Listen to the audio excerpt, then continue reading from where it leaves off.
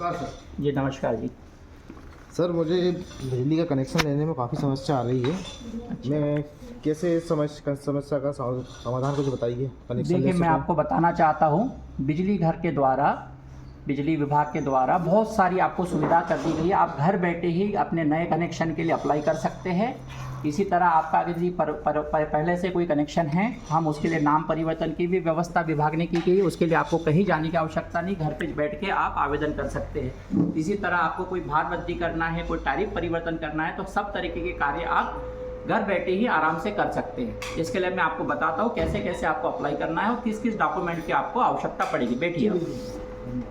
सबसे पहले हम जाते हैं तो हमारे विभाग मध्य क्षेत्र विद्युत वितरण कंपनी के हम साइट में खोलेंगे तो MPCC भोपाल पे हम गए, इस पर क्लिक किया तो हम देखते हैं ये जब साइट ओपन होती है इसमें इतने सारे ये सब चीज़ें फ्लैग्स आते हैं। हमें जाना है LT न्यू सर्विस कनेक्शन में। LT सर्विसेज में हमने न्यू कनेक्शंस को सिलेक्ट किया। आप इसमें थोड़ा दिखाइए।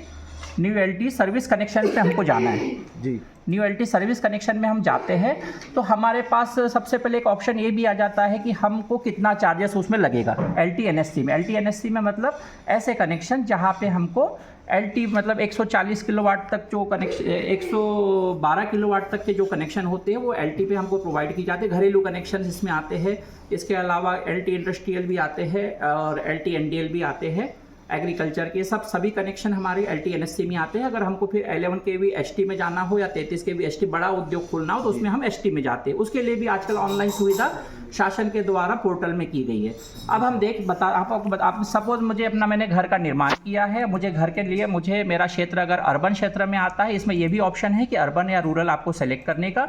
इसके अलावा कैटेगरी मैंने जैसे देखा कि मुझे डोमेस्टिक कनेक्शन चाहिए था, परमानेंट कनेक्शन चाहिए और 3 किलोवाट का कनेक्शन मैंने 3 किलोवाट सेलेक्ट किया है। फेज़ मेरा 3 फेज़ के लिए 3 फेज़ रहेगा किलोवाट। तो मैं कैलकुलेट से इसमें यहीं से मुझे पता भी चल जाएगा कि देखिए ये अब मेरे पास आ गया कि मुझे 10,212 रुपये का भुगतान करना है।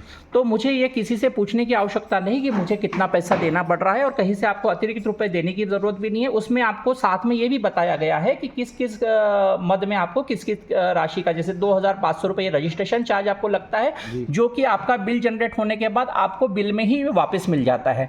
इसके अलावा मीटर कॉस्ट आपकी 2,192 रुपये लग रही, जो कि 3 फेज़ के लिए होती है। ये चूँकि आपने 3 किलोवाट 3 फेज़ कनेक्शन यहाँ पे अप्लाई किया था 3 किलोवाट का, इस वजह से ये 3 फेज़ का मीटर लग रहा है, जिसकी कॉस्ट है 2192 2,192 रुपये। 4,500 रुपये आपके सुरक्षा निधि के लग रहे हैं, जो कि आपके बिल में सुरक्षा निधि के रहेगी और इसमें आपको कंपनी के नियमानुसार ब्याज भी हर माह में प्रदान किया जाएगा, जो कि बिल में से वो जो ब्याज की राशि है वो माइनस होगी। सप्लाई अफोर्डिंग चार्ज होती है, ये कंपनी के द्वारा ली जाती है, जो कि इंफ्रास्ट्रक्चर आपको मुहैया उपलब्ध कराया जा रहा है उसके हिसाब से। तो इस तरीके से हमने देखा है कि LV डोमेस्टिक कनेक्शन अगर हम ले रहे हैं तो हमें इतनी राशि का भुगतान हमको विभाग को करना है। इसके अलावा किसी तरह का कोई भी राशि का भुगतान हमें नहीं करना है। अब हमने जब ये देख लिया, हमें पता चल गया कि हमें क्या क्या राशि का भुगतान करना है। इसके बाद देखिए अब नीचे हमारे पास अलग अलग ये आ रहे हैं new service connection, meter replacement, load change और नाम चेंज। यदि हमको हमारे पास पहले से कोई कनेक्शन है, हम कहते हैं कि काफ़ी सारे उपभोक्ता परेशान होते हैं, कहते हैं कि हमें नाम परिवर्तन में दिक्कत आ रही है, तो हम नाम चेंज में जाकर आवेदन कर सकते हैं। मैं अब एक बार आपको बता देता हूँ। देखिए नेम चेंज में हम इसमें क्लिक किया, देन इसके बाद हमने हमारा जो IVRS नंबर, हम सबसे पहले इसमें चेक करने के लिए गए, किसके लिए, नेम चेंज में गए और यहाँ हमने IVRS नंबर हमारा डाल दिया। IVRS नंबर डालने के बाद हम क्लिक खोलेंगे तो इसमें प्रोसीड फॉर एप्लीकेशंस आएगा, जिसमें फिर हमको हमारे जहाँ हमारा जो नाम हमको चेंज करना है वो हमें उसके लिए नाम चेंज करने के लिए आवश्यक जो दस्तावेज़ है वो आधार कार्ड, एक आपका JPG इमेज में पासपोर्ट साइज़ का फ़ोटो, ये सब अपलोड करने के बाद बहुत ही आसान प्रक्रिया है। ये मैं आगामी आपको जो मैं वीडियो ब्लॉग्स बनाऊंगा उसमें आपको बताऊंगा कि नाम परिवर्तन में कैसे किया जाता है। इसी तरह अगर हमें किसी के उपभोक्ता का लोड भार परिवर्तन कराना, जैसे कि मेरे घर का भार 3 किलोवाट और मैं उसे 4 या 5 किलोवाट कर सकता हूँ, तो लोड चेंज के आवेदन में जाकर हम यहाँ पे लोड चेंज को सेलेक्ट करेंगे और यहाँ आवेदन में जाके कनेक्शन नंबर डाल के और कैप्चा डालते हुए हम आवेदन प्रोसेस करेंगे। इसमें हमें सिर्फ हमारा आधार कार्ड और हमारा इलेक्ट्रिसिटी बिल, उसमें कोई ड्यू नहीं होना चाहिए, वो डालते हुए अपलोड करते हुए हम इसमें एप्लीकेशन प्रोसेस कर सकते हैं और इसके बाद आपको QR कोड जो है मिल जाएगा, जिससे कि आप पेमेंट का भुगतान अपने मोबाइल से, फ़ोनपे से, पेटीएम से या किसी अन्य ऑनलाइन माध्यम से स्वयं ही भुगतान करते हुए आप एप्लीकेशन को आगामी कार्रवाई हेतु शासकीय ऑफिस, संबंधित शासकीय ऑफिस में भेज सकते हैं। इसमें आपको कहीं भी किसी कार्यालय के चक्कर लगाने की आवश्यकता नहीं है। इसी तरह कई लोग कहते हैं कि हमारा मीटर बहुत तेज़ भाग रहा है, या हमारा मीटर की रीडिंग गलत आ रही है, या हमारा मीटर स्टॉप डिफेक्टिव है, तो हम मीटर रिप्लेसमेंट में क्लिक करते हुए यहाँ हम जा सकते हैं कि मीटर रिप्लेसमेंट, या हम कनेक्शन नंबर डालेंगे, कैप्चा डालते हुए, हमारी पूरी जानकारी डालते हुए, और जो मामूली ही उसमें रसीद कटती है 40 रुपये की, कुछ के अलग अलग क्राइटेरिया बना हुआ है उसके लिए। 3 फेज के लिए कुछ अलग बना है, सिंगल फेज का अलग बना है, तो मामूली सी रसीद कटते हुए हम आवेदन सबमिट करते हुए मीटर को हम बदलवा सकते हैं। इसी तरह जैसे आपने हमें कहा कि नया सर्विस कनेक्शन आपको चाहिए था, जिसके लिए आप परेशान हो रहे हैं, परेशान होने के लिए बिल्कुल भी आवश्यकता नहीं। हम न्यू सर्विस कनेक्शन में यहाँ अप्लाई करेंगे। इसके बाद हमारे पास इस तरीके से फोल्डर ओपन हो जाएगा। डू यू हैव समग्र मेंबर आईडी? अगर आपके पास समग्र मेंबर आईडी है, उपलब्ध है, तो आप एस पे क्लिक कीजिए, अन्यथा आप नो पे क्लिक कीजिए।